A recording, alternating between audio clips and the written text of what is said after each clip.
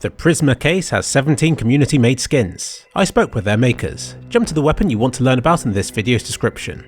The P90 Off-World by Hellenic, Puffin and Medic was inspired by an old interview with Valve, but they were still figuring out how skins in CSGO were going to work. At this early point, they theorized that battle-scarred skins might become the most valuable, but now we all know that didn't happen.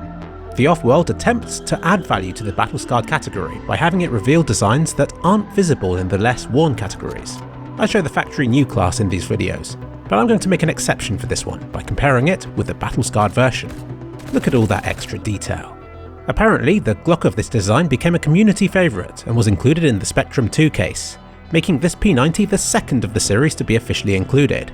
Its maker, Puffin, finds it amusing that the factory new Glock remains the most valuable category for the weapon, but he says that for a short while, people did value the battle-scarred variant more highly, especially with the skull on the side.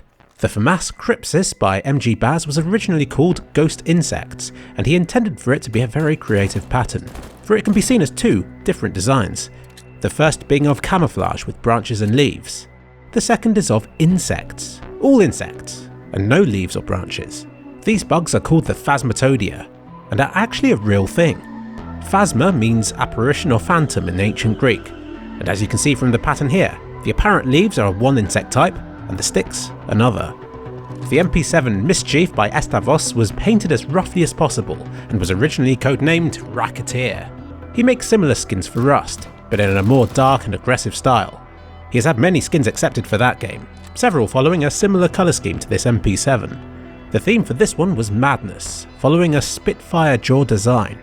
He says it was created to be the way it is, with no intended Easter eggs or extras. Just a simple, bold design that you could imagine being painted onto this kind of weapon.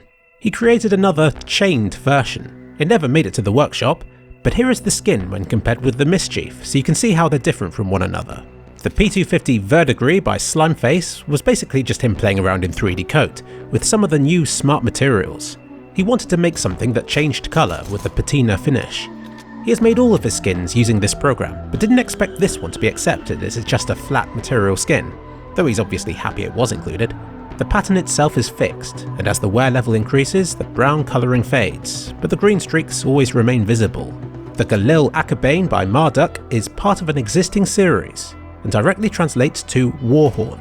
The first of its design was for the MP7, featured in the Spectrum case, although that one uses a different colour scheme. He spent a lot of time improving the design for this Galil, trying to make the brush strokes appear as though they were done with wet paint, and he feels there's more texture and nuance in the details of this one. This is all obvious to him, having made it, though he wonders if others will notice or appreciate the changes as well. His AIM practice project has come on a long way since we last spoke, and he hopes to have it released sometime this week. Link in the video's description. The Mach 10 Whitefish by Mia was made under the codename Live Bait. Using the gunsmith finish, the white paint never fades, but the rest of the gun loses its luster. The AK-47 Uncharted by Appel and Denstarsk B was intended to be part of a tattoo collection based on the Polynesian style.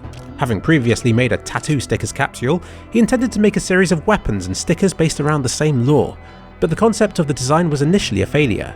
It didn't play nicely with the AK-47's shape, so he took a break from working on it until he got inspiration one day. He redesigned it to be a simpler, patterned design. He started with the central area, painted with the silhouette of a Polynesian tribal face, with the nose ending on the grip. He also focused on the hand grip and handle, giving them a wooden texture carved with ethnic patterns. The face on the handle was inspired by a game from his childhood called Zuma. You can spot an eye with a tear, which he thought was a nice addition to the composition. Here is his Glock Oni skin, which was initially the style he was going for with the AK. The Tech 9 Bamboozle by Graf is the first of two skins he has had featured in this collection. He thought that bamboo was a cool idea for a cylindrical weapon such as the Tech 9. At an early stage, he also had a banana design, but prioritised bamboo since he considered it a more realistic material choice for a weapon.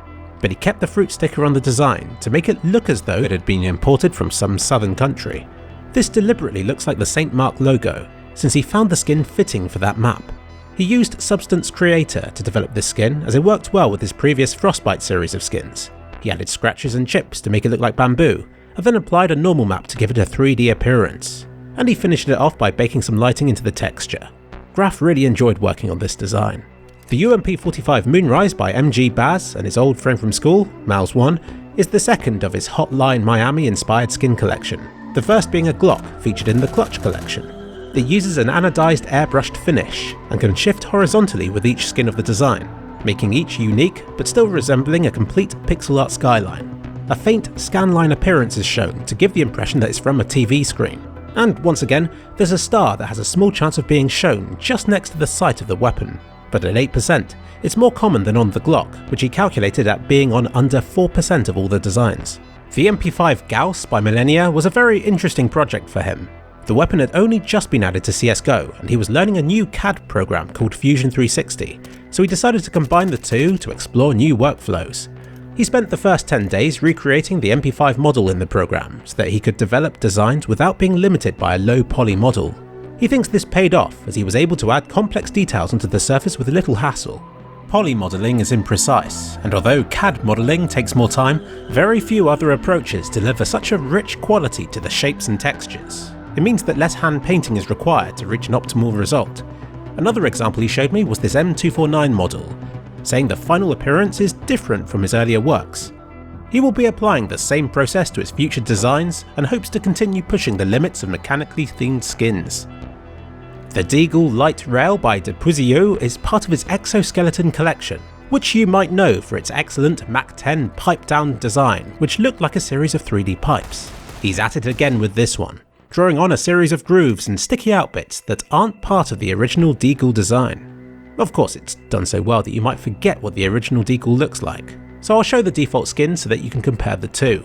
The idea was to do something cool with the moving parts inside the Deagle, similar to the USP design that he had worked on previously. The Deagle skin is a mirrored design, so he accepted that it had to be symmetrical. To start with, he took screenshots of the Deagle in-game and drew over them where he wanted the 3D elements to be.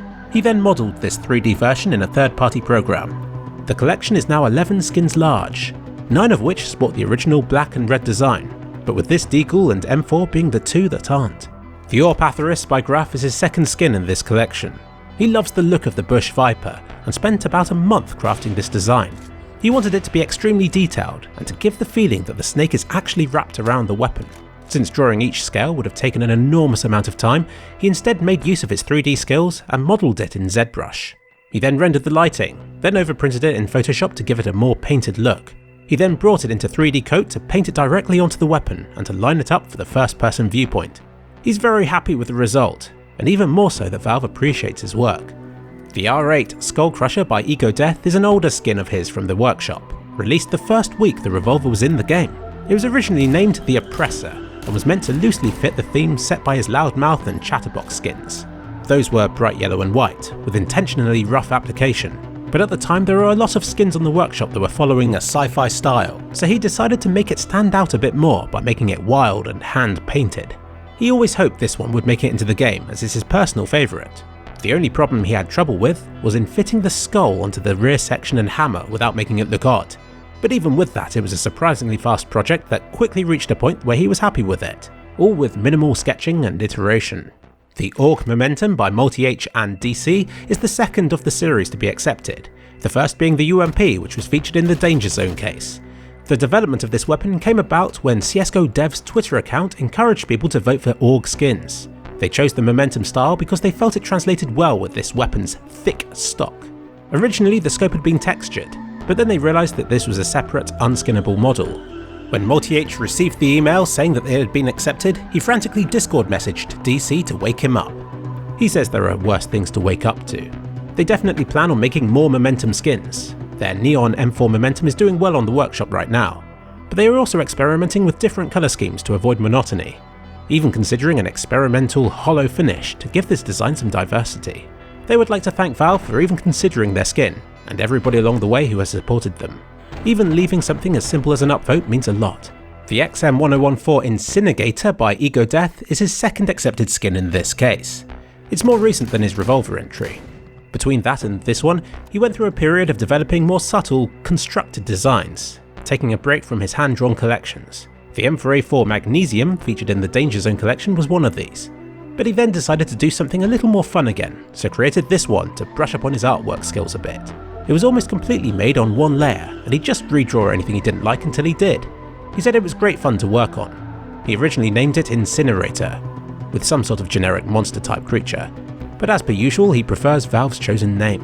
While he didn't plan to make it into a collection, he's now developing this PP Bison skin. The 5/7 Angry Mob by SHPR is his first skin remake from the Street Art collection, which was a series of skins based around colourful cartoony creatures graffitied onto a wall. This design sports a custom paint job finish and it scratches off as it goes through the wear levels. The original 5/7 was more yellow and didn't have the blue section that you can see here. I'll show a comparison here so you can see the differences between the original and this remake more clearly. In total, this is the third skin from the Street Art collection to be added to the game, the other two being the Hellfire and the Devourer. And last is the M4A4 Emperor by OniLols, Zafk and 2 Minds.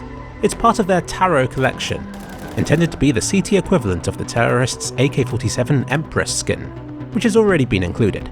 Each entry into the Tarot series is inspired from a different major Arcanum card. So far they've completed skins for 9 of the 22. The idea is to make sure that each weapon has a connection with the card it's matched with, that plays into its personality. As well as the Emperor and Empress, the Mortis has also been featured in a case, making this M4A4 the third of the series to be accepted.